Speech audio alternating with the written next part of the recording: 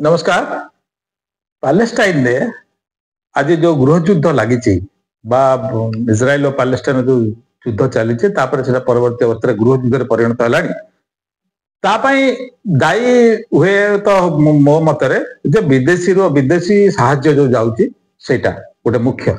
कहीं ना जिते बड़े गोटे संप्रदाय कौन सी काम न करी से विदेशी साहाय्य खाଇବା पीवा अपेक्षा करी रहे सेते कौन हम ना से अन्य कर्म प्रति गोटे वितृष्णा भाव मन में आसी जाए। तेणु से कौन हुए ना से जो डेवलपमेंट काम प्रति इच्छा रुए ना किंतु अन्यपटे देखा गले जो माने हमास जो माने नेता थिले से पिला माने परिवार वर्ग से सब विदेश रोचे से ना कि साधारण पैलेस्टाइन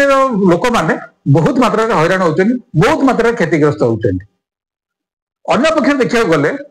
ये जो खाद्य को जो साहाय्य को अपेक्षा से माने कौन होची ना प्रत्येक युवक से देखा जाउछन प्रत्येक युवक बंधुक धरी बुलिबा आ प्रत्येक युवती से कर्म होला खाली छुआ जन्म करवा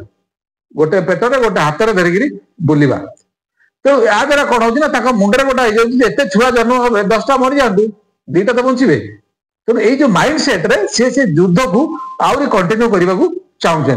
द्वारा कौन हो हमास जो मैंने नेतृत्व नौ से ही बलशाली होती साधारण जनतार कौन लाभ होना कि नहेले भी एते मात्रा मुंडे पूरे दि जाए जो कुछ रटना कर दि जाए भितर कुछ तो भावना जो पूरे दिखाई से कौन हो बलवत्तर रखापी चाहते युद्ध को। तेणु द्वारा से किसी परिवर्तन हम ना परिवर्तन हम कौ बाटर परिवर्तन हम ये बाटर से चाष कम करवा कंस्ट्रक्शन कम करवा डेवलपमेंट कम करवा ये कम जिते स्टार्ट नई से पर्यंत गृह युद्ध से कमिब ना। तेणु आमको बुझा पड़ो से बुझा पड़ो जे ये जो लड़ाई द्वारा